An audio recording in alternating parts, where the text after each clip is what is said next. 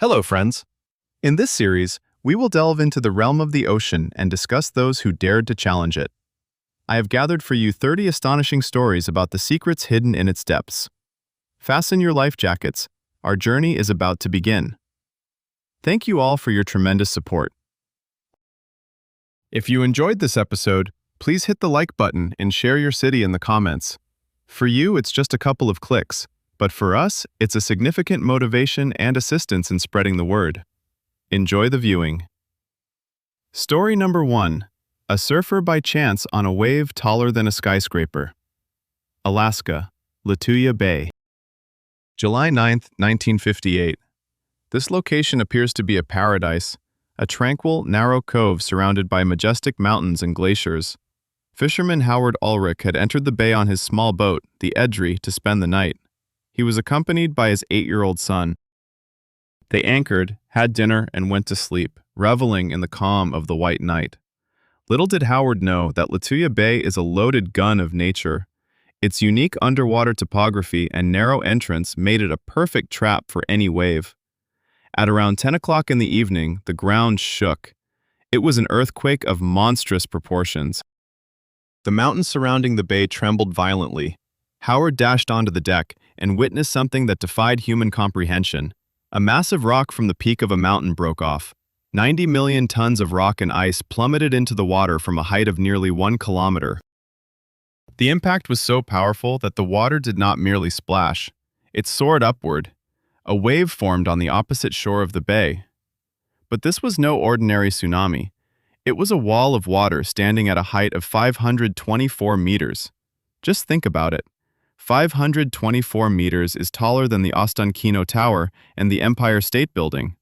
It was the highest wave ever recorded in human history.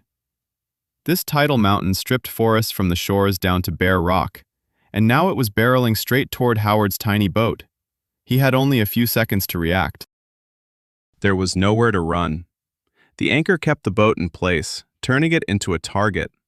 Acting purely on instinct, Howard threw a life jacket over his son and cranked the engine to full power. The anchor chain tightened and snapped like a thread. He turned the bow of the boat directly into the wall of water. It was suicidal, but it was their only chance to break through the crest. The boat was hurled upward. Howard Crowley recounted that it felt like an elevator shooting into the sky. They surged higher and higher until they were above the treetops clinging to the mountainsides. They soared over the forest. Below them was hell, a chaotic scene of broken trees, ice, and foam. Howard gripped the wheel with white-knuckled fingers, praying to all sea gods. The wave carried them over the Gauzy Peninsula like a splinter and spat them into the open ocean. When the water settled, Lituya Bay had changed unrecognizably. The forest was obliterated. 2 other boats that had been in the bay vanished without a trace. But Howard Ulrich and his son lived to tell the tale. They became the only people in history to surf the largest wave on the planet in a fishing boat and survived to share their experience. The ocean spared Howard, tossing him to the surface.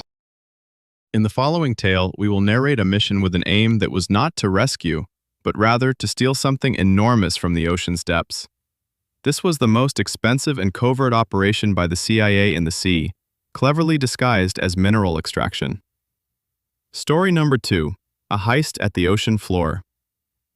The year was 1968. Amidst the Cold War, the Soviet submarine K-129, equipped with nuclear missiles, vanished in the Pacific Ocean. It sank to a depth of 5 kilometers, thousands of miles away from Hawaii.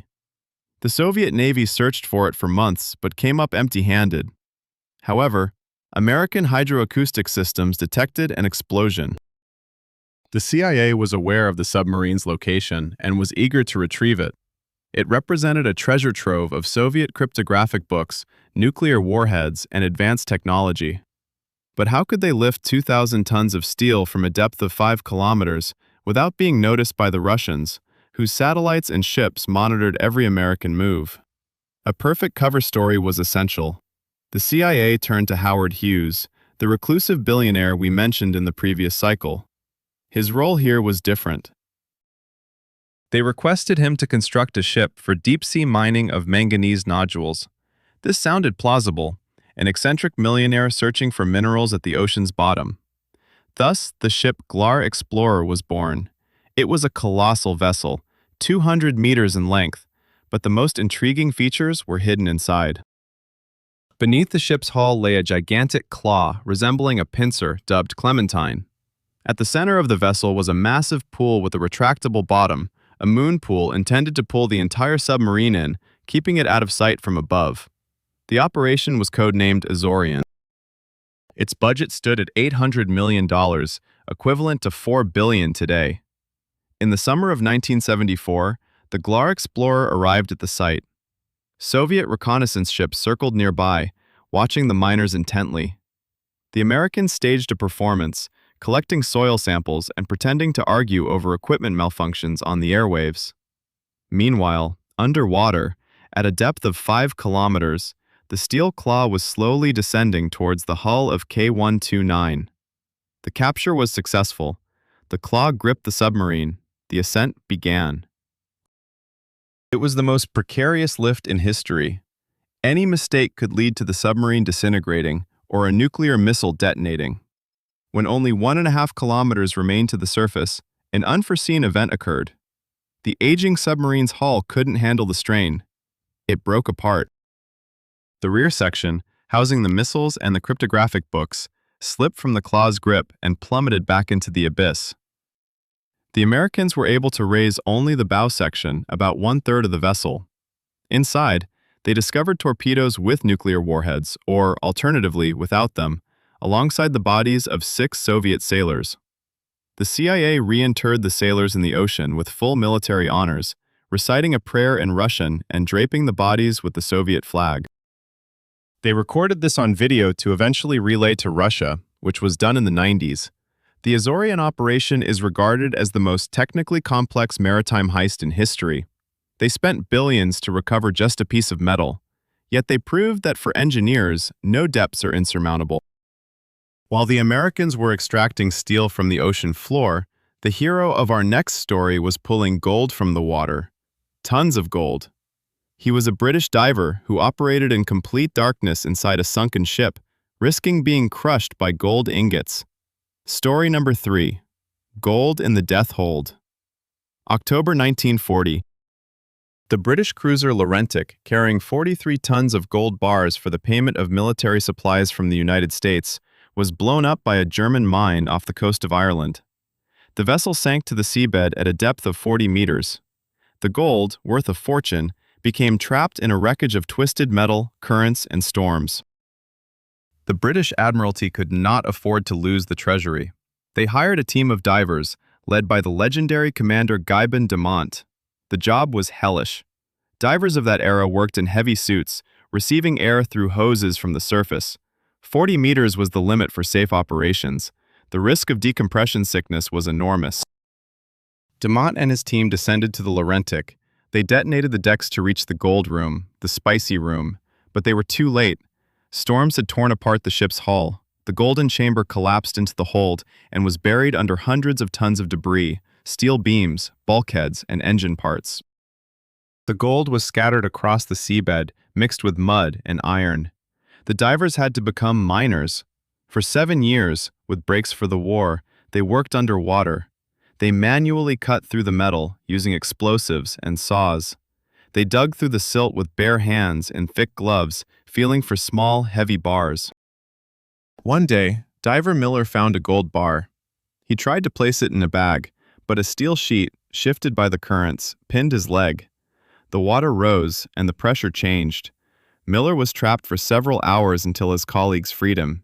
He did not let go of the bar. They worked in complete darkness among sharp metal edges, which were ready to slice through the air supply hoses. Sometimes, they discovered human bones, remains of the Laurentic crew. In one season, they retrieved gold worth £2 million sterling. The gold was placed in simple buckets and raised on ropes. By 1924, de Mont's team had completed 5,000 dives. They brought up 3,186 gold bars out of the 3,211 that were on board. That's 99% of the cargo. It was the most successful treasure recovery operation in history. The value of the recovered gold covered the operation's expenses hundreds of times over. The divers received bonuses, but the greatest reward was pride. They conquered the ocean, reclaiming what it believed to be its own. 25 bars still lie there somewhere in the sand, teasing adventurers. The divers sought metal, but the hero of the next tale sought land, and found it where it shouldn't have existed. He was a captain who discovered an island that did not exist and forced cartographers worldwide to redraw maps, only to find out later it was a mirage. Story number 4. The Land of Sannikov and Other Ocean Phantoms. Mariners often see things that are not there. Fatigue, fog, and light refraction create illusions. But the story of Croker's Land is about how a mirage nearly doomed an entire expedition and tarnished the reputation of a great explorer. In 1906, Robert Peary, a renowned polar explorer, returned from the Arctic with a sensational claim. He stated that he had spotted a massive island to the northwest of Cape Thomas Hubbard. He named it Croker Land in honor of his sponsor, George Croker. Peary described mountains, valleys, and snow-capped peaks. The world believed him, and Croker Land was placed on maps. In 1913, a young and ambitious Donald Macmillan sought to explore this new territory. He assembled a team, bringing along scientists, photographers, and provisions for 2 years. They traveled by dog sled across the ice, navigating through leads and polynyas. The journey was incredibly challenging, with temperatures plummeting to -50 degrees, blizzards, and hungry polar bears. However, Macmillan was confident that glory awaited them as the pioneers. Then one clear day, they caught sight of it. Mountains. Enormous, majestic mountains on the horizon. Macmillan shouted with joy, "There it is, Croker Land!" They quickened their pace. They trekked toward it for a full day, but by evening the mountains transformed. They became jagged, and then, as the sun set, they vanished. Probably just fog, thought Macmillan. The next day, the mountains reappeared. The expedition advanced another 30 miles, yet the shore remained distant. Their Inuit guide, Pugatuk, an experienced hunter, gazed at the horizon and shook his head. "It's not land," he stated. "It's a mirage, fog." Macmillan grew angry. He had seen the mountains with his own eyes. He had taken photographs. He urged the team to move on. They continued for 5 more days. They had ventured so far into the ocean that their food supplies began to dwindle. The ice beneath them became thin and unstable.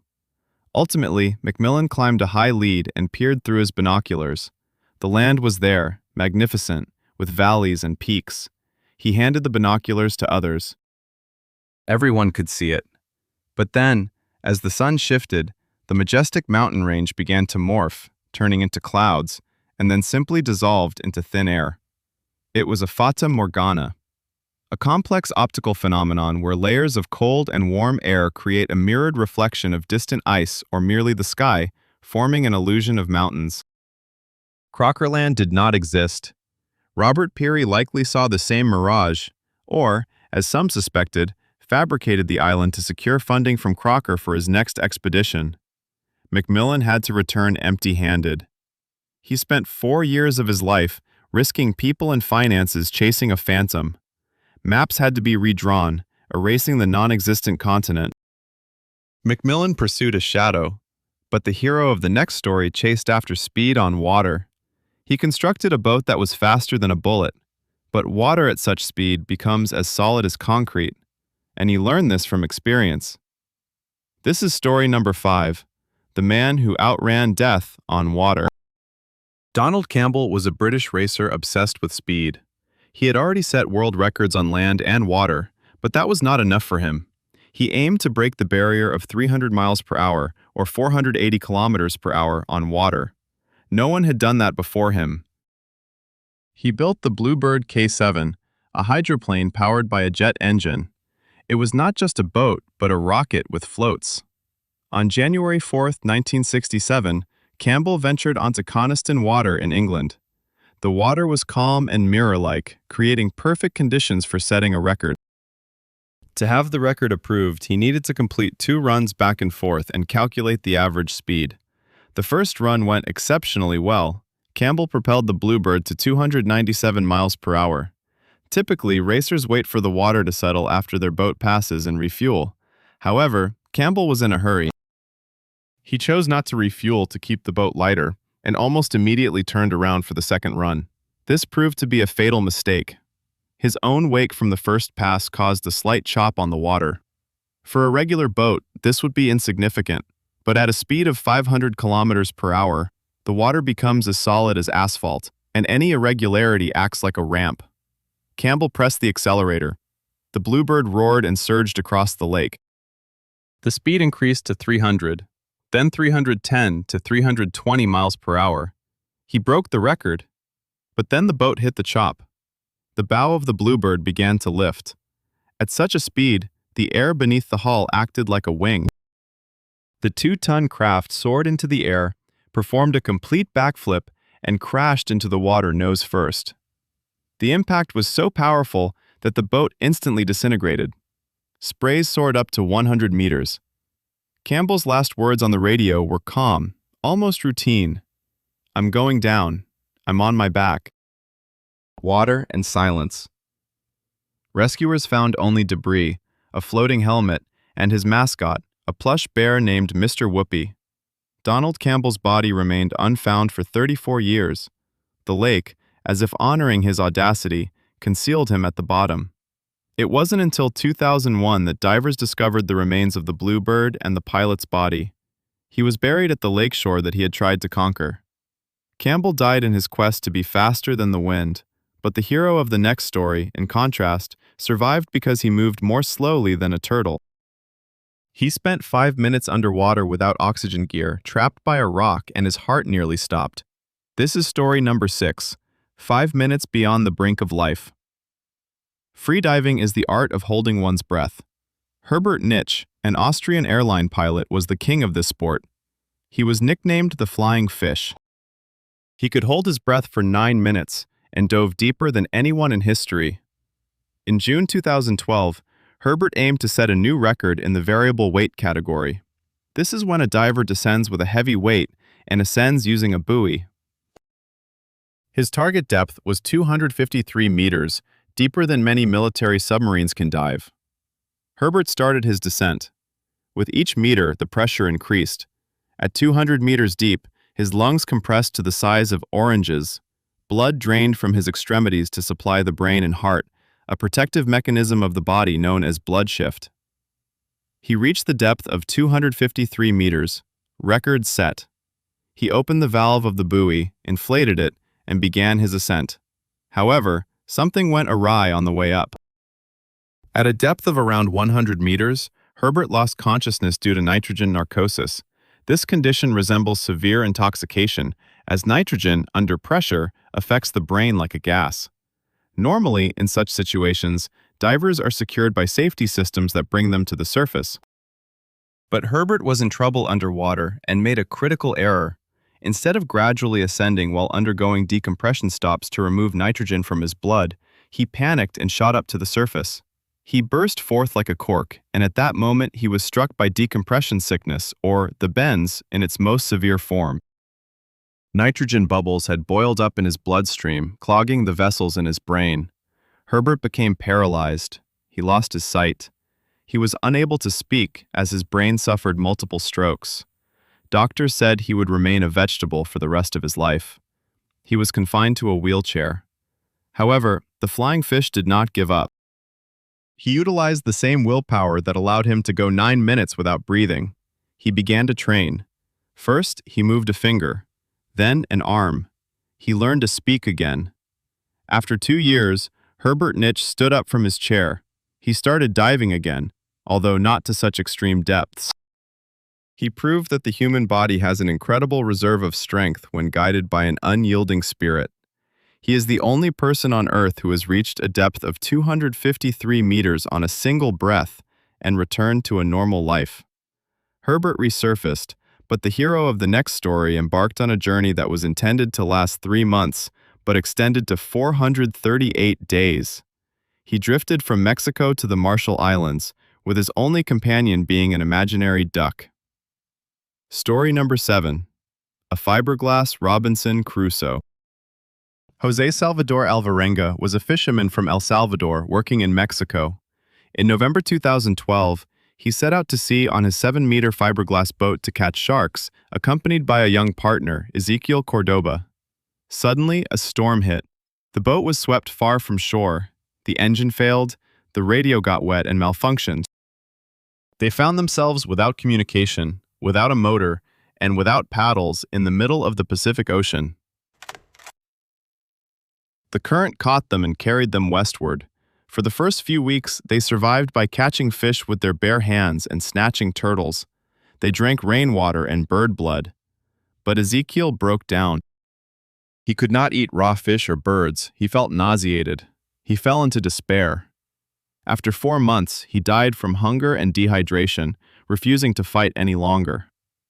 Jose was left alone in an ocean that resembled space with its silence. He drifted for more than a year, 438 days. He transformed into a primitive man. He grew a thick beard, his clothes rotted away, and he wandered in nothing but his underwear. He learned to tell time by the stars and predict the weather by the clouds. To keep his sanity, he talked. He spoke to the corpse of his partner until he buried him at sea after 6 days, amidst the birds and sharks that swam around. He created an entire imaginary world. He strolled through his hometown in his mind, tasting food, meeting friends. His boat became covered with shells and seaweed, turning into a floating reef. Fish would swim around it, making hunting easier. On January 30th, 2014, Jose saw land. It was a tiny atoll named Ibon in the Marshall Islands. He had traveled 10,000 kilometers. He was so weak that he could barely stand. He crawled onto the shore on all fours. The locals, upon seeing a hairy savage in tattered underwear, were frightened, but later helped him. When Jose returned to civilization, many refused to believe his story. He appeared excessively plump for someone who had endured a year of starvation. He was accused of consuming his companion. However, detectives and oceanographers examined his account. The current, weather conditions, and the state of his boat all aligned with his story. A lie detector confirmed he did not eat Ezequiel. His weight gain was a result of edema due to an excess of salt and a deficiency in protein. Jose Alvarenga set a record for the longest survival at sea in history. His narrative serves as a tribute to the human psyche, capable of crafting an illusion of normality even in the depths of solitude. Jose drifted at the mercy of the waves, but the hero of the next story chose to traverse the ocean by his own volition, not in a boat, but inside a barrel. Yes, an ordinary wine barrel, to prove that the Gulf Stream is a river. Story number 8. The Old Man and the Barrel. William Willis was an American sailor and writer who, at 70 years old, concluded that old age was dull. He sought to cross the Atlantic alone, but not just any old way, on the smallest boat in history. His craft was named the Little One. It wasn't even a boat. It was a capsule measuring 3.5 meters in length. Constructed from stainless steel, it resembled a flattened cigar or a barrel with a sail. In 1966, Willis set sail from the shores of Florida. His destination was England. He had no radio, no engine, a hernia he self-treated at sea, and a broken arm. Yet, the most astonishing aspect of this tale is not the voyage itself, but how he managed to survive. Willis was a yoga practitioner who drank seawater. Yes, you heard that right. All survival manuals state, drinking seawater is a death sentence. The salt destroys the kidneys and induces madness. However, Willis claimed that if you sip it, diluting it with fresh water, the body can adapt. He also practiced sleep on eve, a trance-like state in which he could rest without losing control of the boat. His journey was a nightmare. The Little One was tossed about like a cork. He was washed overboard, but he was tethered by a rope. He became ill and experienced hunger, yet he kept moving forward. After 2 months, fishermen discovered him near Ireland. The boat was damaged and the rudder was broken. Willis was emaciated, but alive. He fell short of reaching England by just a few hundred miles, but he crossed the ocean. At 70, he accomplished what many young athletes could not. Yet, the ocean does not forgive such audacity twice. 2 years later, at 75, William Willis ventured out to sea again on the same vessel. This time, he vanished without a trace. A Russian fishing schooner found the empty little one drifting in the Atlantic. The last entry in his journal was fragmentary. The old man embarked on his final voyage and became part of legend. Willis was obsessed with the sea, but the hero of the next tale was fixated on the idea that the earth was hollow and contained an ocean within. As an admiral in the U.S. Navy, he claimed he had flown into this hole in an airplane. Story number 9. The Admiral Who Found the Entrance to the Underworld. Richard Byrd was not merely a dreamer. He was an American hero, a rear admiral, a polar explorer, and the first person to fly over the South Pole. His reputation was impeccable. However, the story tied to his flight in February 1947 seems all the more peculiar. Officially, this was Operation High Jump, a large-scale military expedition to Antarctica. The American fleet was in search of coal, training in cold conditions, and reportedly looking for a secret Nazi base known as New Swabia. Byrd took off on a reconnaissance mission from the Little America base. According to his purported secret diary, the authenticity of which is still debated, but the legend persists. During the flight over the pole, something incredible happened. Byrd observed that the ice beneath him began to vanish. Instead of a white wasteland, green forests, mountains that were absent from maps, rivers, and even mammoths emerged. Yes, the admiral claimed he saw live mammoths grazing in a valley. The temperature outside rose to 20 degrees Celsius. Radio contact was lost. Then, as Byrd reported, strange disc-shaped vehicles adorned with a Nazi swastika or a similar symbol approached his aircraft. They took control of his plane and landed it in an underground city called Agartha. There, he was greeted by a man referred to as the Master. He delivered a message to Byrd for humanity, to cease nuclear testing or risk the destruction of Earth. Following this, the admiral was escorted back to the surface. Upon returning to the base, Byrd allegedly reported everything to the command. He was immediately isolated, interrogated by intelligence officials, and instructed to keep silent for national security reasons. He passed away in 1957, taking his secret to the grave. Was this a hallucination brought on by hypoxia? A fabrication created by his nephew after his death? Or did the admiral truly witness something that defied explanation? The tale of the hollow earth and Byrd has become the foundation for numerous conspiracy theories, but the fact remains. After this expedition, the United States and the Soviet Union began to feverishly divide Antarctica, as if they were searching for something much more significant than mere ice. Byrd sought an entrance to the Earth's interior, but the hero of the next story was searching for an exit from his own body. He was a great illusionist who promised his wife that he would communicate with her after death, leaving her a secret code. This is the story number 10, The Last Trick of Houdini. Harry Houdini, the greatest magician of all time, spent his life battling mediums. He despised charlatans who profited from the grief of others by hosting fraudulent seances. He exposed them by the hundreds, demonstrating how they moved tables with their legs and used hidden mirrors. Yet, Houdini desperately wanted to believe that life after death existed. He simply sought proof. Before his passing, he made a pact with his wife, Bess. They created a secret code, a phrase known only to the two of them. Rosabelle, believe. Houdini promised, if there is a way to connect with the living after death, I will find it. I will come to you and convey this code. If a medium speaks these words, know that it is truly me. Houdini died on October 31st, Halloween, in 1926. Bess waited. For 10 years, she held seances on the anniversary of his death, placing a photograph of her husband, lighting a candle, and waiting. Mediums from around the world attempted to reach Houdini's spirit. They uttered various words, love, light, forgiveness, but no one said, Rosabelle, believe.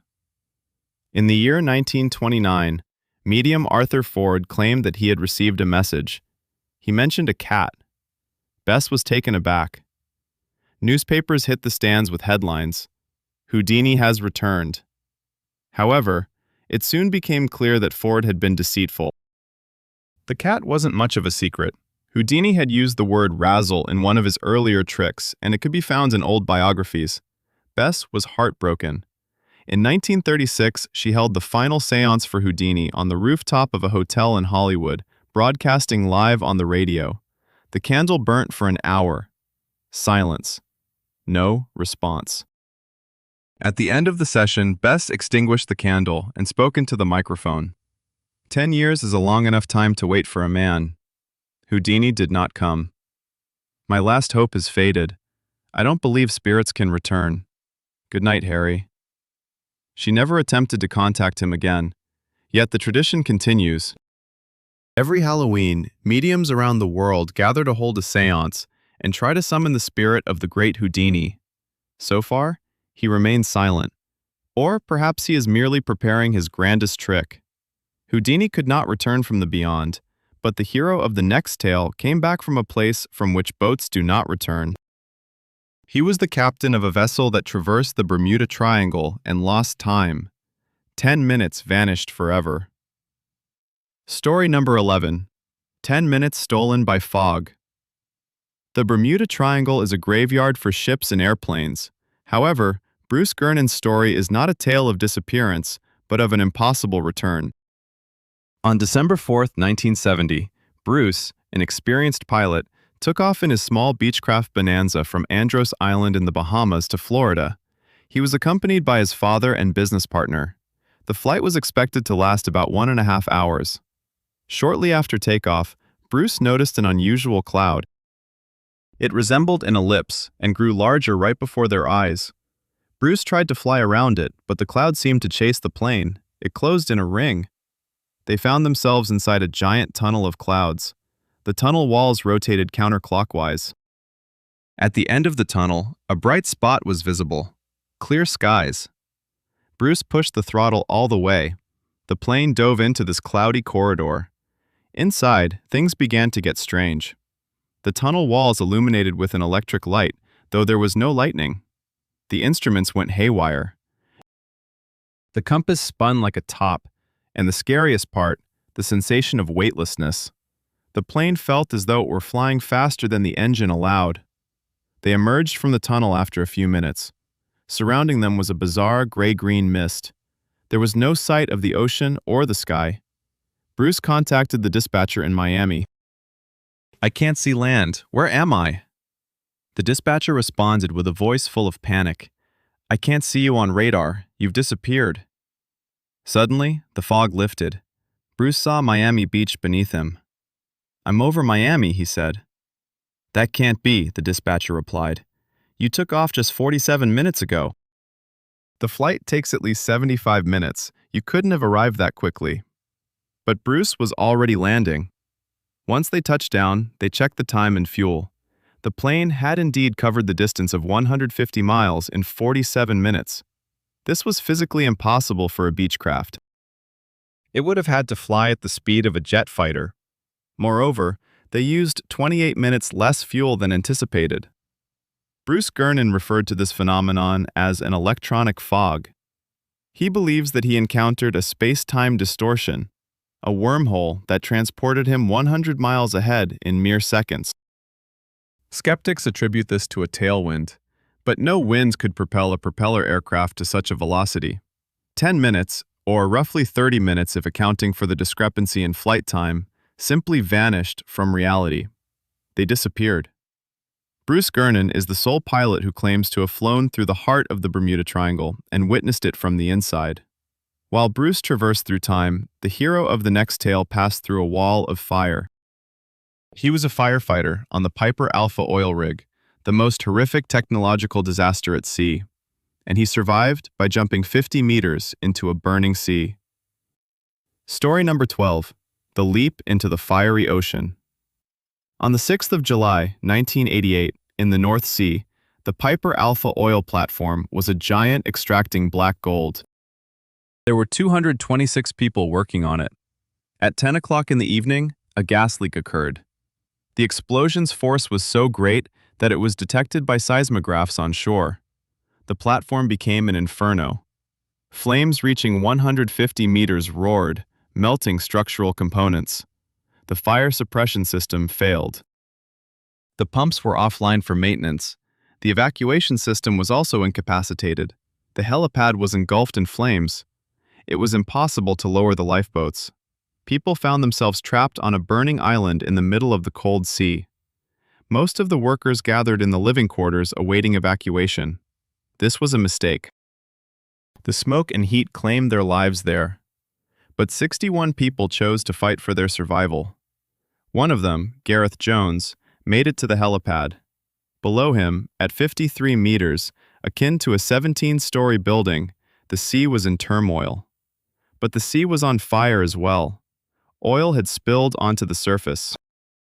Gareth faced a choice: burn alive on the platform or leap into the flames below. He chose to jump. He climbed over the railing, pinched his nose with his hand, and stepped into the void. The fall lasted about 3 seconds. The impact with the water was harrowing. Gareth plunged deep, breaking through the layer of burning oil. When he resurfaced, he found himself swimming underwater, coming up only for brief moments to gulp air that was scorching and mixed with smoke, and then diving back again as the ocean's surface was a hellscape. He could hear gas pipes rupturing above him. The heat was so intense that the paint on the rescue boats, which had approached the platform, began to bubble. Gareth swam toward the rescue vessel's silver pit. He was pulled from the water, burned, in shock, but alive. That night, 167 people perished. Piper Alpha was completely destroyed and sank. This incident marks the deadliest catastrophe in the history of sea oil rigs. Gareth Jones and other survivors demonstrated that in extreme situations, a person can overcome the instinctual fear of heights and fire in pursuit of a fleeting chance at life. Gareth survived the flames, but the hero of the next story endured captivity by hijackers, not at sea, but in the air. He was the captain of a plane that terrorists commandeered, forcing him to fly in circles over the Mediterranean until they ran out of fuel and patience. Stop. We've already discussed airplane hijackings in the context of escape. Let's return to the sea. The protagonist of the next story survived underwater longer than is thought possible. He was a pearl diver, taken to the depths by a gigantic mollusk. No, that's a legend. The hero of our next tale is a woman who was a stewardess on the Titanic, then on the Britannic, which struck a mine, and subsequently on the Olympic, which collided with a cruiser. She survived all 3 disasters. Violet Jessup, Miss Unsinkable. Story number 13, Miss Unsinkable. Violet Jessup served as a stewardess for the White Star Line. She was young, attractive, and seemed to attract maritime disasters like a magnet attracts iron. Her first encounter with danger occurred in 1911. She was working on the liner Olympic. It was a massive luxury ship, a sibling of the Titanic. In Southampton Port, the Olympic collided with the British warship Hawke. The impact was severe. A substantial gash was left in the side of the liner, but fortunately no one perished, and the ship did not sink. Violet was frightened, but that was only a warm-up. In 1912, Violet was transferred to the new flagship of the fleet, the Titanic. She was reluctant to sail. She liked the Olympic, but her friends persuaded her. On the night of April 15th, she was already in bed when the ship struck an iceberg. Violet made her way to the deck. She assisted passengers who didn't speak English in putting on life vests. An officer ordered her to board lifeboat number 16 to set an example for other women who were afraid to get into the small boats. Someone handed her a bundle, a forgotten infant. Violet cradled the baby to her chest all night until they were rescued by the Carpathia. A woman aboard the rescue ship ran up to her, snatched the baby away, and fled without a word of thanks. Violet survived the most famous disaster of the century. One would think it was time to change careers, but the sea called to her. In 1916, in the midst of World War I, she was back at sea, this time as a nurse aboard the hospital ship Britannic. It was the third sibling of the Titanic and the Olympic. In the Aegean Sea, the ship struck a German mine. The Britannic sank much quicker than the Titanic, in just 55 minutes. The captain attempted to beach the ship, so the propellers were running at full speed, protruding from the water. Violet jumped into a lifeboat, but the boat was pulled under the massive churning propeller by the rushing water. The boat was crushed to splinters along with the people in it.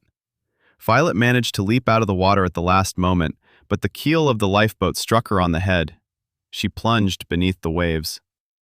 I knew I was dying, she recalled, but I regret not having brushed my teeth before I died. She surfaced. Her skull was fractured, but her thick hair and life jacket cushioned the blow. She was rescued. Violet Jessup survived the sinking of all 3 gigantic Olympic-class liners. And you know what? After the war, she returned to her work as a stewardess. She sailed for another 42 years, completed 2 circumnavigations of the globe, and retired in her 60s. She passed away at the age of 83 from heart failure in her bed, far from the sea that had tried so hard, yet failed to take her life. Let survive disasters, but the hero of the next story created a catastrophe to conceal another crime. He was a captain who sank his ship, filled with passengers, for insurance money. However, one small detail, a watch, gave him away. No, that's too cliché. The following tale is about a man who descended to the bottom of the Mariana Trench in 1960. Don Walsh and Jacques Piccard and the glass of their bathyscaphe cracked at a depth of 10 kilometers. Story number 14. A Crack at the Bottom of the World. January 23, 1960. The Pacific Ocean. It was stormy. Amid the waves floated a peculiar apparatus, reminiscent of a dirigible tethered to a metallic sphere. This was the bathyscaphe Trieste.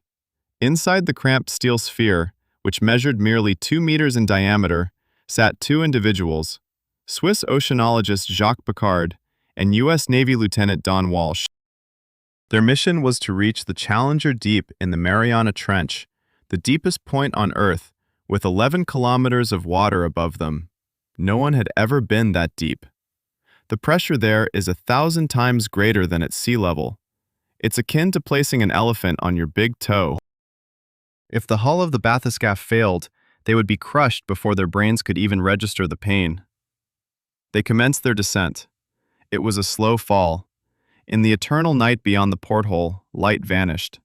The temperature inside the sphere dropped to an icy chill. They consumed chocolate to keep warm. After 4 hours of descent, at a depth of 9,000 meters, a sudden loud crack echoed. The entire bathyscaphe shuddered. Piccard and Walsh exchanged glances. In such a predicament, there's only one sensible course of action: jettison ballast and ascend immediately. Yet, they did not do this. They checked the instruments. All systems were functioning well. It's probably just the outer shell compressing, they reasoned, and continued their descent. At long last, they reached the bottom. The depth was 10,912 meters.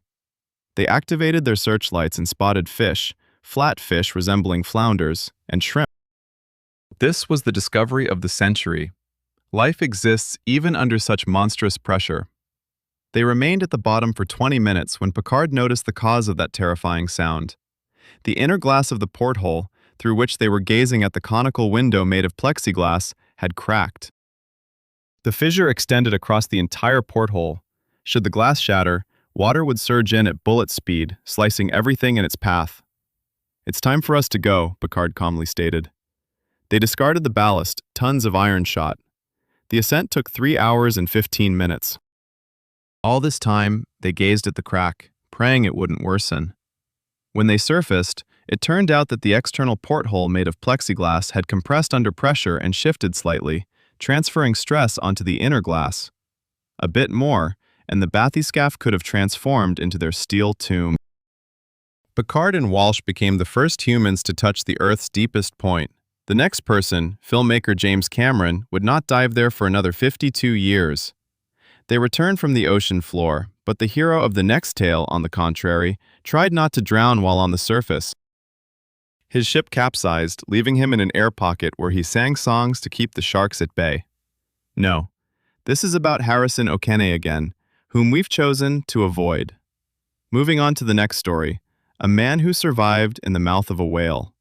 Michael Packard, a lobster diver who was swallowed by a humpback whale in 2021 and then spat out, presents a fresh and astonishing tale.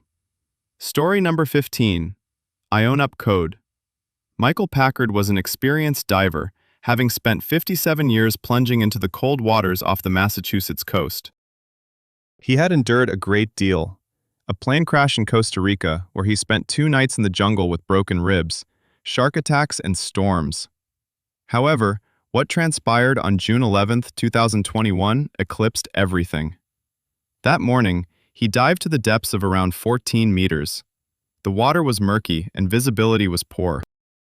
Schools of sand eels and small fish, prey for larger predators, swam around him. Suddenly, Michael felt an immense force, as if he had been struck by a freight train. Then came complete darkness. A shark. This was his initial thought. I've been grabbed by a great white shark. He began to feel around himself. There were no teeth. He felt no pain from bites. All he sensed were strange, soft, pulsing muscles constricting him from all sides. In that moment, the horrifying truth dawned on him. He was inside something alive, and that something was swimming. My God, I'm in the mouth of a whale. It's trying to swallow me. This is the end. I'm going to die here. Michael thought of his wife and children. He still had his snorkel in his mouth. He could breathe. But how long would the air last? And what would happen when the whale dove deeper? It was a humpback whale. These giants feed by opening their mouths wide and gulping tons of water along with fish. Michael had unwittingly found himself in the path of the feeding giant.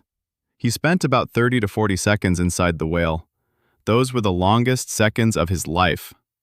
He started to thrash desperately, kicking his legs against the whale's palate. The whale was not pleased. An unwanted object in its throat, especially one flailing about, was clearly bothersome. Suddenly, Michael saw light. The whale surfaced and began to shake its head side to side. Then, it forcefully exhaled and spat out its improper meal. Michael burst into the air and splashed back into the water. His partner on the boat, Joe Francis, witnessed the entire event. He pulled Michael out, who was shocked but conscious. I was in the mouth of a whale. It was trying to eat me, the diver mumbled. At the hospital, doctors found only severe soft tissue bruises and a dislocated knee, not a single broken bone. The whale, which has no teeth, only baleen, had merely played with him and then released him. Michael Packard became the only person in modern history to be inside a whale and return to give an interview.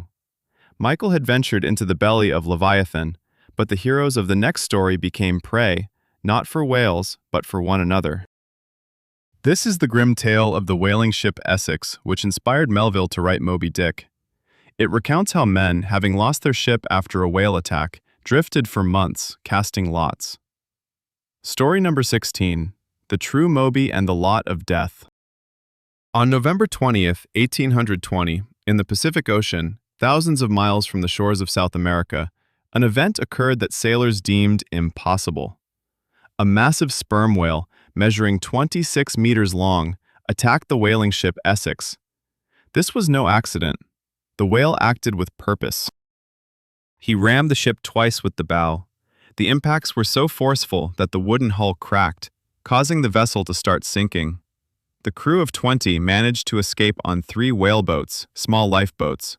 They had very little bread and water.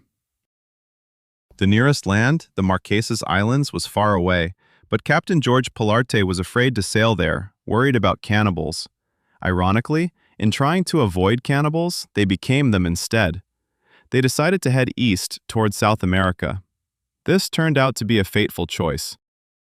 Against the wind and currents, the journey was twice as long. Soon, their food supply was exhausted. People began to die from thirst and starvation.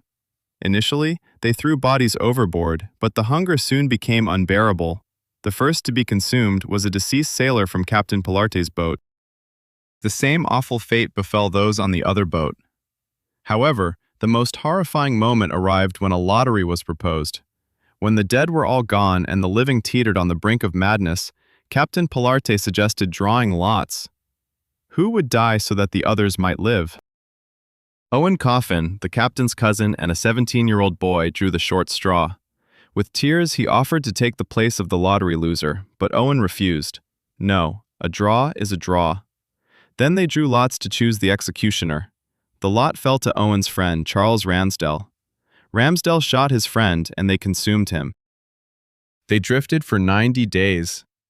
When they were found, each was in his own boat, having separated. The survivors were in a state of total madness. In one of the boats was found Captain Pilarte and a sailor who were gnawing on the bones of their comrades. They were even unwilling to surrender the remains to their rescuers.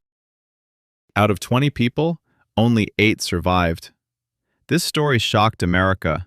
Herman Melville, upon hearing it, wrote Moby Dick, but he ended the novel at the ship's destruction, unable to confront the horrors of cannibalism.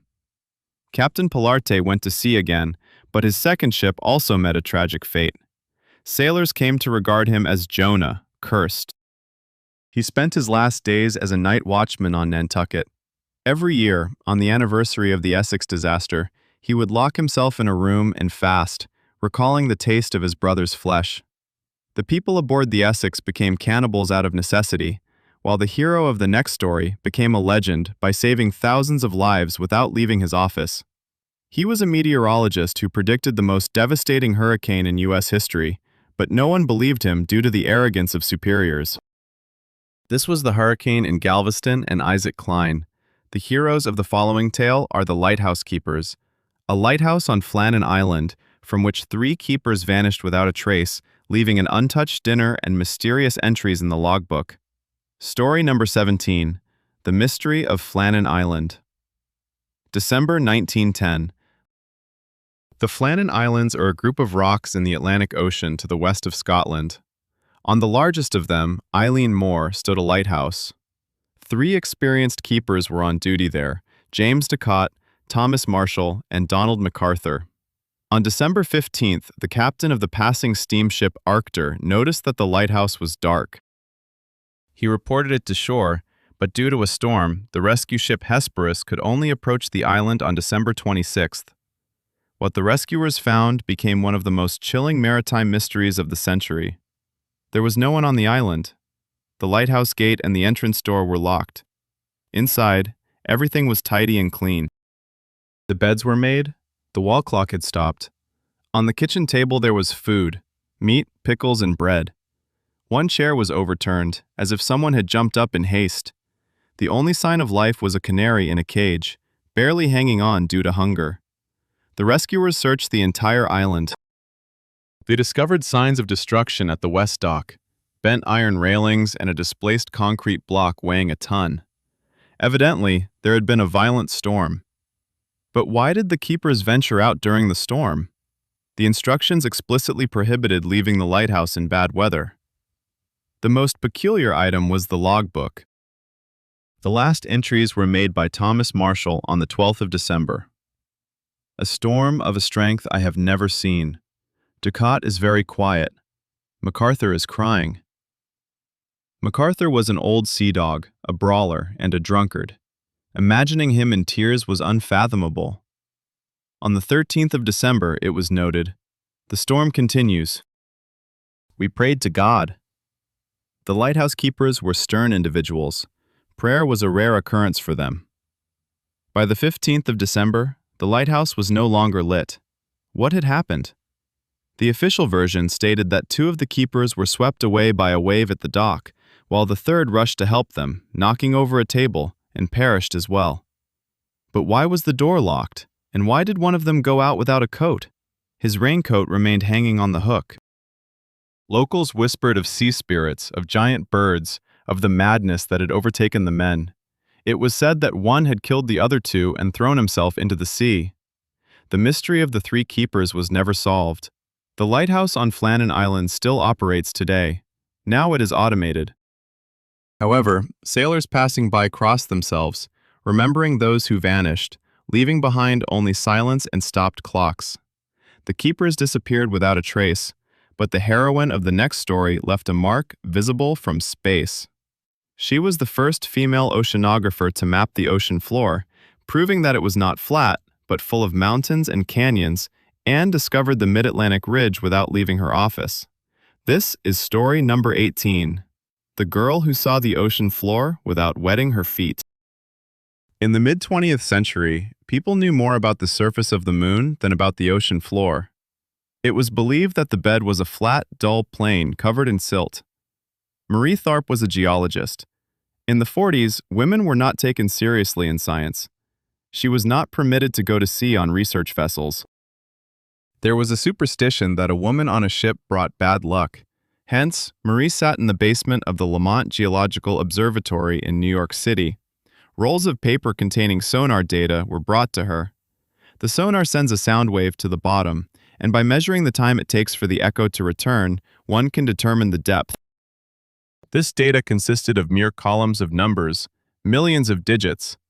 Marie took these numbers and transformed them into a drawing, point by point, line by line. She sketched profiles of the Atlantic Ocean floor. In 1952, she noticed something strange. In all her profiles, right in the middle of the ocean, there was a depression, an imaginary rift. She compared the data and realized that a gigantic mountain range stretched through the entire Atlantic Ocean from north to south, and at its center lay a rift valley. This meant that the ocean floor not only exists, but is also in motion, pushing apart.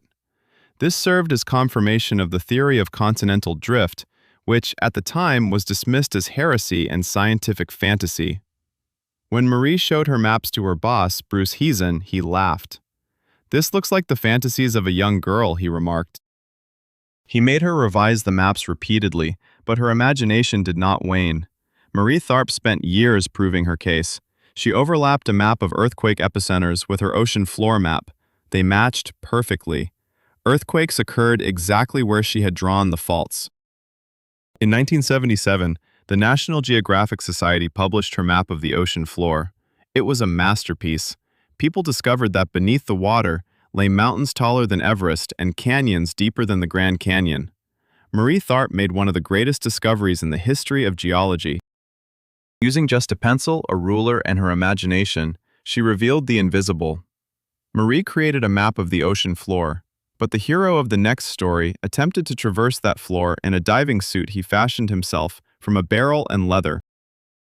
He sought the treasures of a Spanish galleon, but only found death, falling victim to his own greed and poor engineering. The protagonist of the following tale is a man who survived the sting of the world's most venomous jellyfish, the box jellyfish.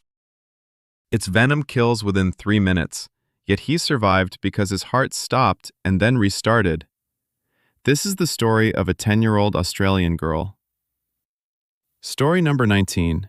The Kiss of the Box Jellyfish. Australia, Queensland, December 2009. 10-year-old Rachel Shardlow was swimming in the Calliope River with her brother. It was a hot day, and the water was murky. Rachel did not see the transparent killer drifting nearby. The box jellyfish, with its long tentacles, is a creature whose venom is deemed among the deadliest in the world. Just one can kill 60 adult men. Its tentacles, reaching up to 3 meters, are covered in millions of stinging cells that deliver venom upon the slightest contact. The pain from the sting is so intense that victims often succumb to shock or heart failure before they can reach the shore. The tentacles of the box jellyfish wrapped around Rachel's legs. She screamed. Her brother pulled her to the shore. The scene was horrific. Tentacles still hung from her legs, embedding in her skin. Rachel lost consciousness. She stopped breathing. Typically, people die within 2 to 3 minutes. The venom attacks the heart, nervous system, and skin simultaneously. However, Rachel survived. Doctors in the hospital could scarcely believe their eyes. The girl bore monstrous scars on her legs, resembling whip marks. "I should have stopped her heart forever," one remarked. Experts believe she was saved by a miracle, and possibly that the tentacles did not release all their venom at once, or that her young body proved remarkably resilient. She spent 6 weeks in the hospital, learning to walk again, as the venom had damaged the nerves in her legs. The scars will remain for a lifetime. Rachel Shardlow is the only known person to have survived such extensive contact with a box jellyfish and lived. Scientists are still examining her cases, attempting to understand why the poison did not take full effect. Rachel survived the toxin, but the hero of the next story survived after his ship broke in half during the most intense storm in the history of U.S. rescue operations. This is the story of the Coast Guard and the Pendleton tanker. Story number 20. The Impossible Rescue of the Pendleton. February 1952, New England. A northeaster crashed onto the coast, a winter storm of monstrous power. Waves reached heights of 20 meters. The wind tore roofs off homes. At sea were two T-2 tankers, the Fort Mercer and the Pendleton. These vessels, constructed during the war with their design flaws, had weaknesses in their steel that made them brittle in cold waters. Both tankers split in half. The Coast Guard dedicated all its resources to the rescue of the Fort Mercer. However, no one was aware of the Pendleton's predicament. Its radio malfunctioned during the breakup. The radar station at Chatham inadvertently spotted debris from the Pendleton, specifically the stern, where 33 people remained just a few miles off the shore. But the main rescue boats were far away. The station had only a tiny motorboat, CG 36,500, measuring a mere 10 meters in length. It was commanded by Chief Boatswain Bernie Weber. At 24 years old, he received orders to venture into the sea. It was an order akin to suicide. To navigate such a storm on a wooden boat through the bar, where the waves were particularly fierce, seemed impossible. Bernie gathered a team of volunteers. 3 men agreed to join him. "We're all going to die," they said, but they got into the boat. As they crossed the bar, a wave smashed the windshield of the boat and knocked out the compass. Bernie was left without navigation in the darkness and snowstorm, yet he did not turn back. They located the stern of the Pendleton.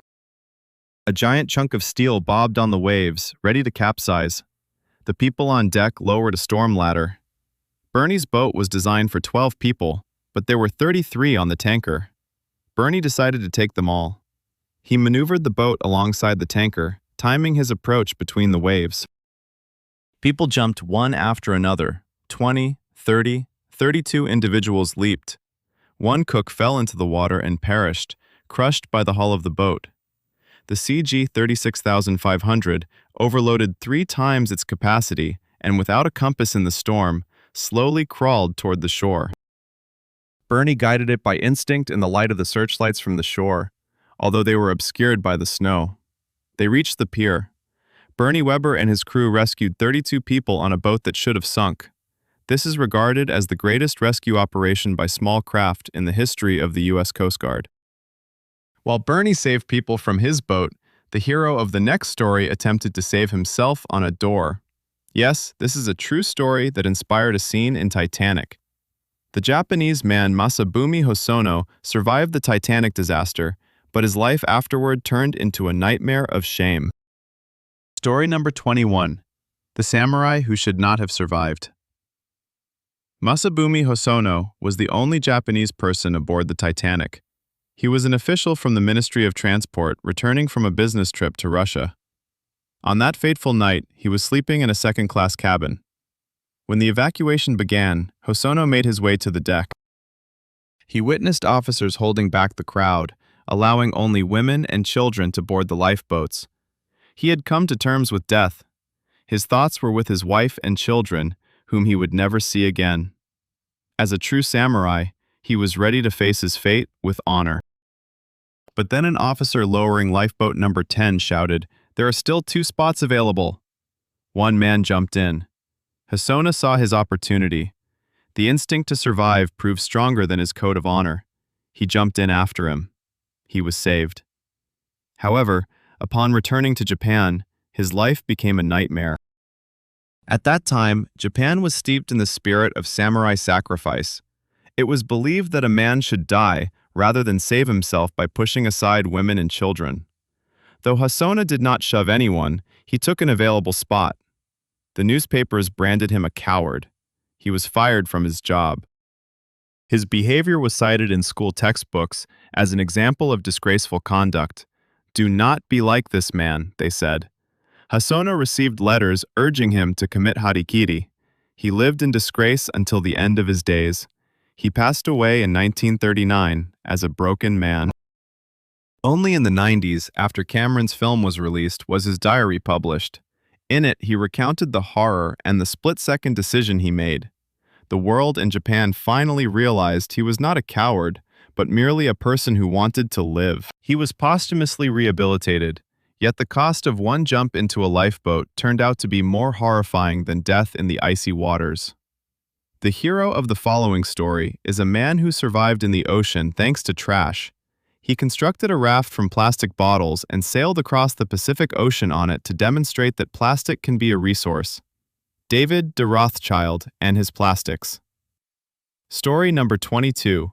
Journey to the Garbage Island. David de Rothschild, heir to a famous banking dynasty, could have lived a life of luxury, caring about nothing. However, he chose a different path. He became an ecologist and an explorer. He was troubled by the Great Pacific Garbage Patch, a massive island of plastic floating in the ocean. He decided to draw attention to this issue in the most extravagant way possible. He resolved to build a ship from garbage and cross the Pacific Ocean on it. His catamaran was named Plastiki, in homage to Kon-Tiki, Thor Heyerdahl's vessel. The hull of the boat was constructed from 12,500 used plastic bottles. The bottles were filled with dry ice to provide rigidity. The frame was made from recycled plastic Sritex. Even the mast was crafted from a recycled aluminum pipe. Everything was held together with glue made from cashews and sugar cane. In March 2010, Plastiki set sail from San Francisco. 6 people were on board. It was a peculiar vessel.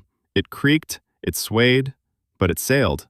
The journey took 128 days. They covered 8,000 nautical miles, almost 15,000 kilometers. They endured storms, heat, and breakdowns. They lived on this floating garbage island, surviving on greens they grew in a small garden on deck. They witnessed whales and dolphins, but also the very plastic floating in the water that constituted their ship. David and his team arrived in Sydney in July. They were greeted as heroes. Plastiki demonstrated that waste is not the end, but the beginning of something new, showing that from what we discard, one can create a means for a great journey. David floated on bottles, but the hero of the next story shipped himself on a postage stamp. More accurately, he mailed himself. Rex Pierce was an Australian athlete who found himself stranded in London without any money and decided to send himself back home in a box, like freight. Story number 23. The Package Man. London, 1964. Rex Pierce, an Australian javelin thrower, had traveled to England for a competition but ended up getting injured. He lost all hope of making it to the Olympics, along with any potential earnings. His wallet was stolen. Rex longed to return home to Perth to join his family and celebrate his daughter's birthday, but a plane ticket was exorbitantly expensive. While working in the cargo department of the airport, he learned that shipments could be sent with payment due on delivery, cost covered by the recipient. That's when his outrageous idea took shape. He found a wooden crate measuring 1.5 meters by 1 meter. He secured it with straps to prevent himself from jostling around inside and added a pillow, a blanket, 2 cans of spaghetti, a bottle of water, and an empty bottle for bathroom use. He asked a friend to nail the crate shut and attach a label, "Caution, deliver to Perth." Thus, Rex set off on his journey. His travel spanned 63 hours. Initially, he was loaded onto a plane bound for Paris and then onto Bombay. In Bombay, the crate was left in the scorching sun for 4 hours. Inside, temperatures soared like an oven. Rex lay in just his underwear, sweating profusely and fearing any movement. Then the loaders tipped the crate upside down. "I hung from the straps like a bat," Rex recalled. Blood rushed to his head, and I thought I was going to die. Fortunately, they flipped him back over. At night on the plane, he would crawl out of the box when the cargo hold was empty to stretch his legs and use the bottle he had left on the crate, which puzzled the loaders at his final destination. When he landed in Perth, he heard the familiar Australian accents of the baggage handlers. "Wow, what a heavy box. Let's open it up. Maybe there's beer inside." Rex froze. Thankfully, the box did not get opened. Instead, it was taken to a storage area. Once everyone left, Rex broke through the side of the crate and emerged into freedom. He was dirty, smelly, but elated. He made it home just in time.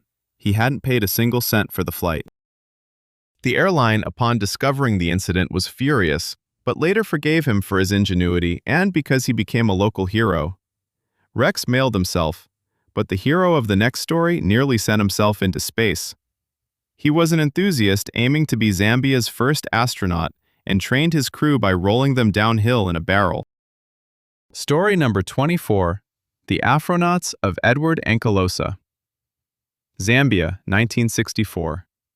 The world was watching the space race between the US and the USSR. However, at the heart of Africa, schoolteacher Edward Mukuka Ankalosa decided that Zambia should also reach for the stars. He established the National Academy of Sciences, Space Research, and Philosophy of Zambia.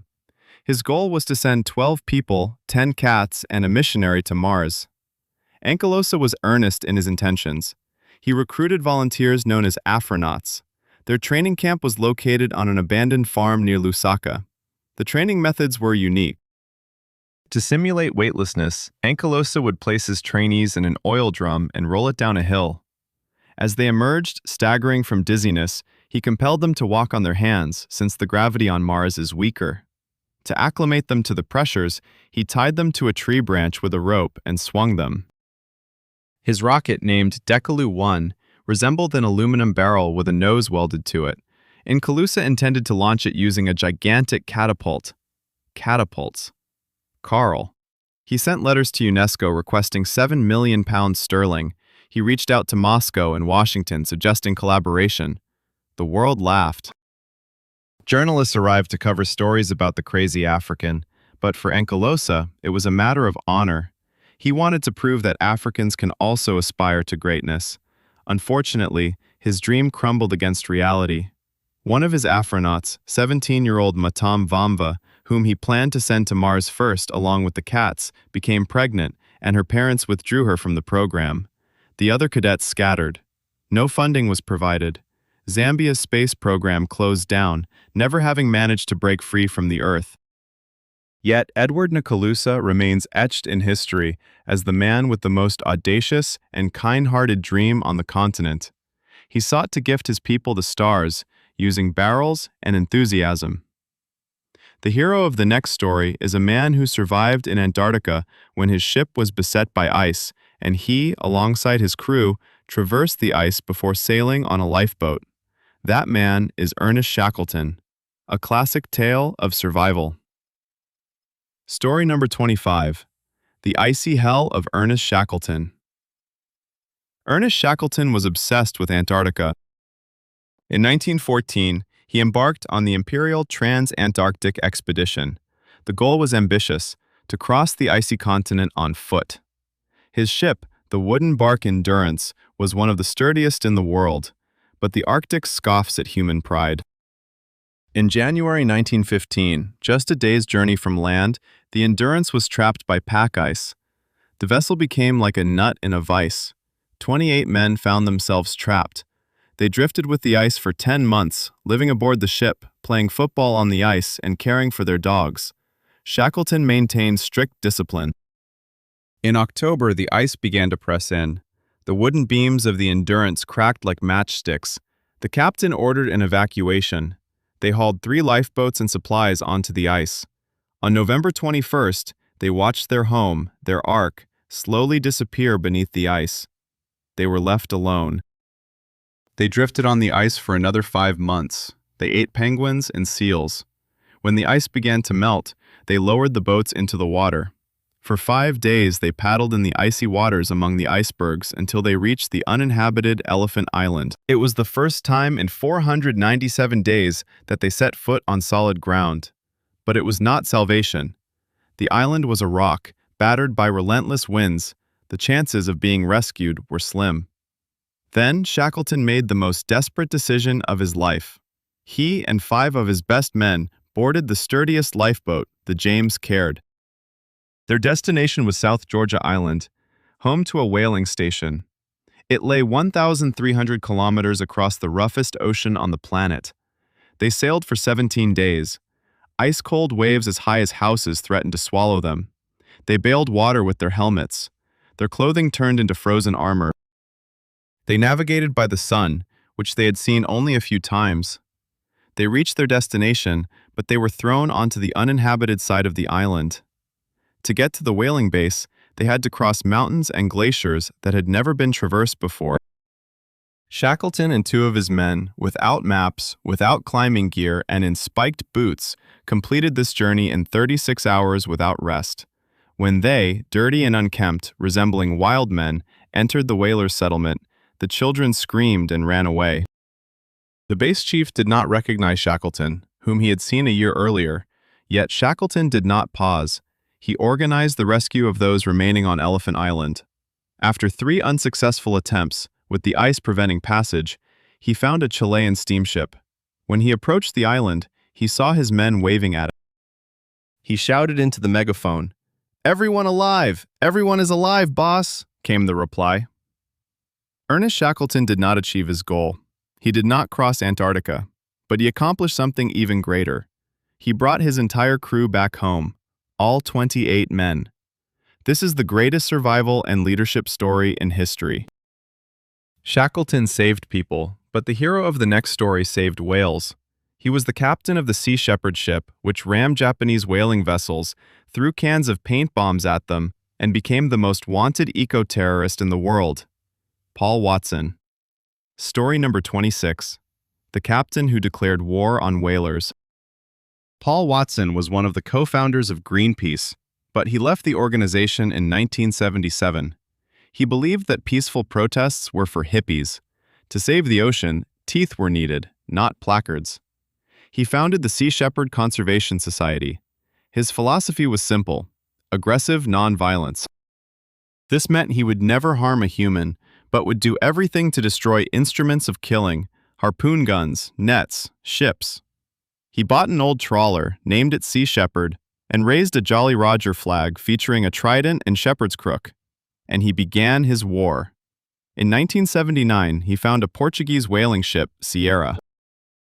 This was a ghost ship that hunted illegally, changing flags and names. Watson warned them over the radio, but they laughed. Then, Watson accelerated his ship and rammed the Sierra. He struck the whaler twice, leaving a huge hole in its hull. The Sierra barely made it to port, but Watson was not done.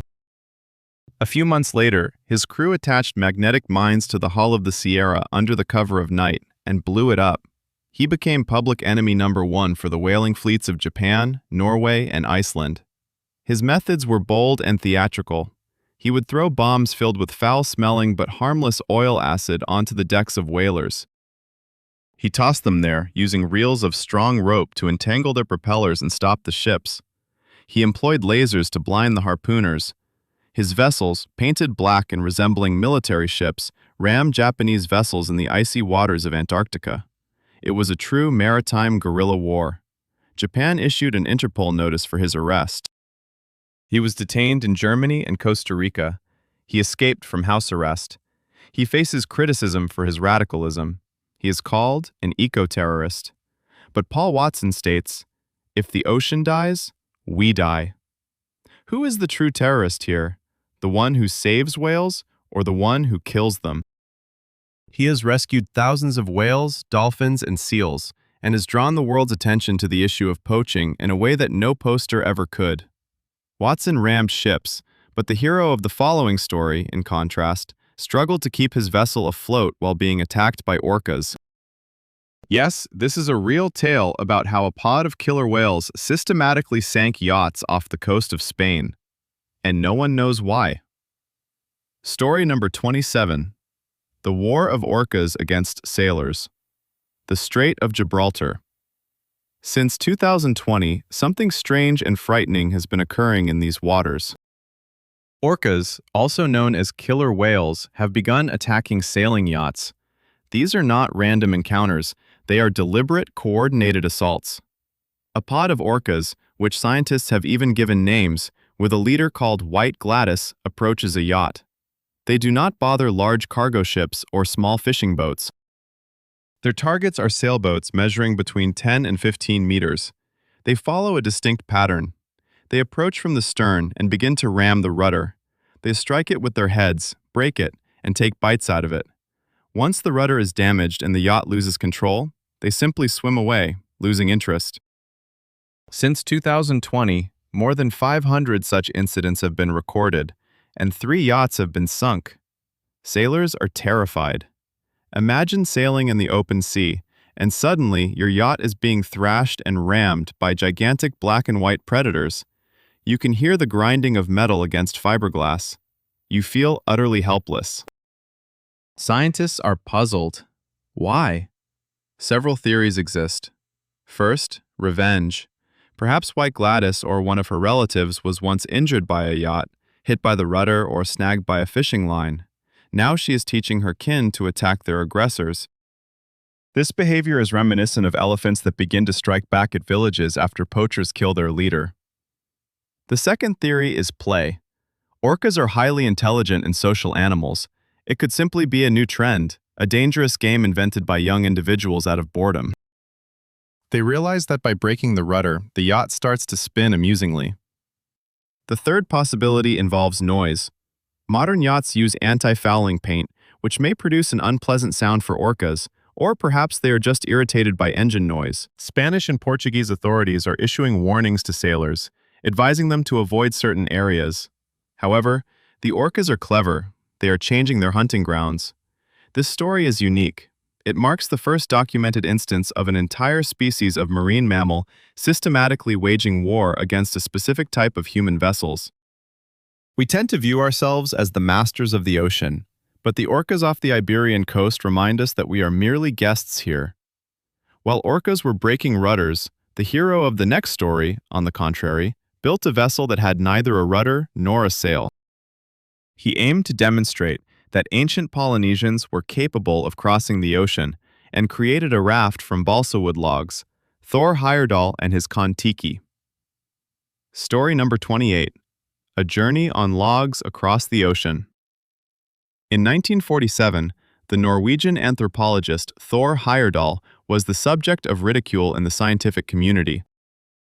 He proposed a theory that the islands of Polynesia were populated not from Asia, as everyone believed, but from South America. This is impossible, scholars told him. The ancient Incas lacked ships capable of crossing the Pacific Ocean. They only had primitive rafts. Frustrated by the mockery, Heyerdahl decided to demonstrate his theory through action. He traveled to Peru. Along with 5 companions, they constructed a raft using only materials that would have been available to the Incas centuries ago. They bound together 9 massive balsa wood logs, the lightest wood in the world, with hemp ropes. They built a small bamboo hut, erected a mast made of mangrove wood, and attached a square sail adorned with the image of the god Kon-Tiki Viracocha. The raft contained no nails or metal components whatsoever. On April 28th, they set sail from the port of Callao. It was a voyage into the unknown. The raft was nearly uncontrollable. They could not sail against the wind or current and could only drift, hoping the Humboldt Current would carry them to Polynesia. They spent 101 days alone at sea, surrounded by a life unseen from a large ship. At night, the water glowed with plankton. Flying fish leaped onto the raft, providing breakfast. They caught tuna and sharks. One night, a massive whale shark, the largest living creature in the ocean, brushed against the logs beneath them. They weathered 2 storms. Waves crashed over the raft but could not submerge it. The balsa logs were buoyant like cork. The ropes became wet but did not break. After 101 days and 8,000 kilometers traveled, they finally saw land. It was the atoll of Roroi in the Tuamotu archipelago. They crashed into a coral reef. The impact was severe and the raft disintegrated, but all 6 crew members made it to shore alive. Thor Heyerdahl proved his theory that crossing the ocean on a raft was indeed possible. Although modern genetic studies have confirmed that Polynesians originated from Asia, the journey of the Kon-Tiki remains one of the greatest adventures of the 20th century. It stood as a testament to courage, belief in one's ideas, and the notion that sometimes, to validate your point, you simply need to build a raft and set sail. The hero of the next story is a man who discovered the largest treasure in history, Barry Clifford, who found the pirate ship Whydah laden with the treasures of Black Sam Bellamy. Story number 29. The Treasures of Black Sam. Barry Clifford was a diver and adventure seeker. Since childhood, he had been fascinated by the legend of Black Sam Bellamy, the wealthiest pirate of the Golden Age.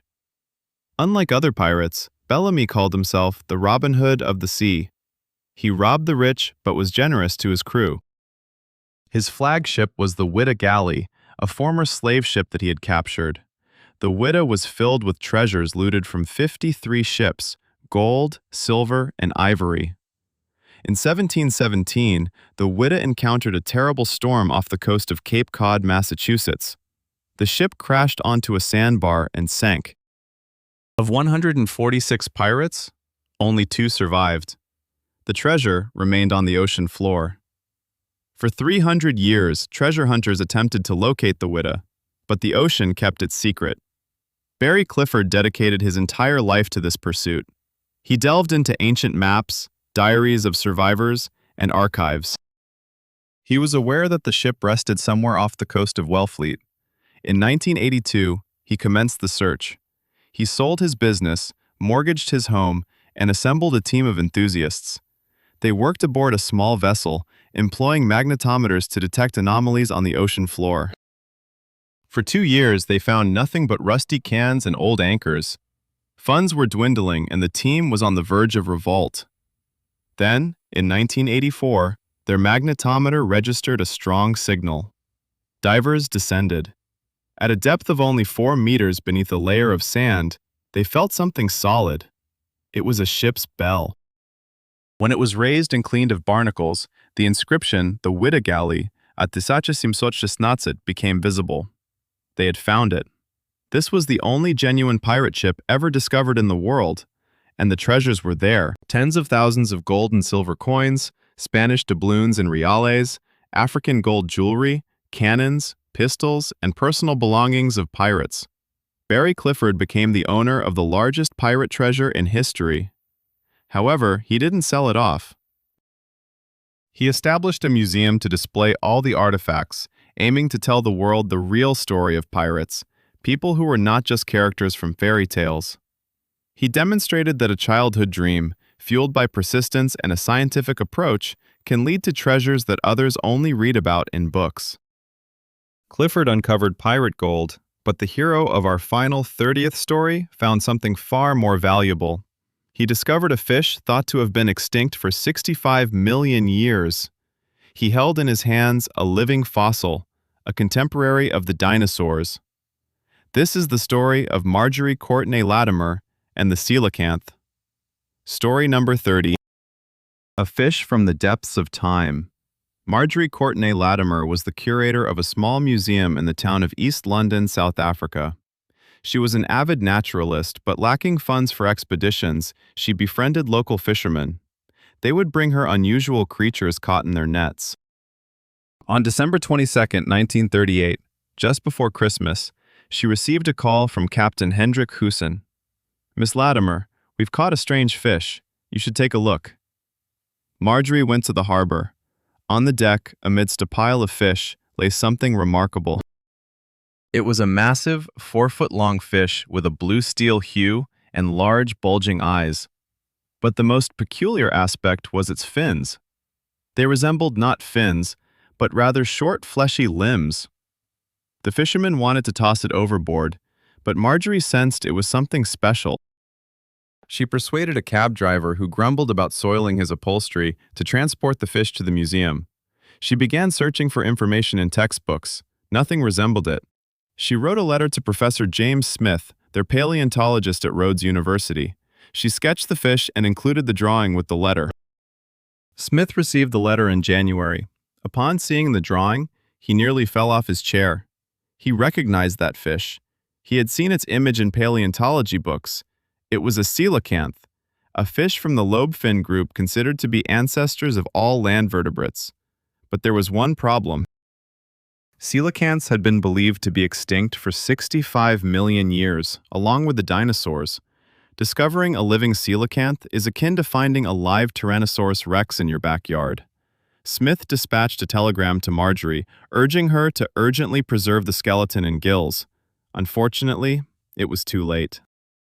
The museum lacked a refrigerator, and the fish began to decompose. Tearfully, Marjorie handed it over to a taxidermist who crafted a mount but discarded the internal organs. When Smith arrived and saw the mounted fish, he confirmed it as a coelacanth. This revelation sent shockwaves to the scientific community. It was heralded as the greatest zoological discovery of the 20th century. A living fossil that had survived mass extinctions was hidden in the depths of the Indian Ocean.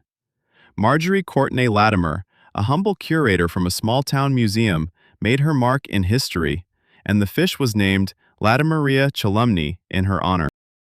It took 14 years to locate a second specimen, but that first fish, caught by chance, proved that the ocean is a time machine, harboring secrets in its depths that we dare not even dream of. Our voyage has come to an end. We drop anchor. We have witnessed how the ocean can kill and how it can save. We have seen people transform into monsters and animals become heroes. The sea is not merely a landscape, it is a living entity with its own personality, laws, and mysteries, and it is still waiting for those brave enough to uncover its secrets. Until the next tide.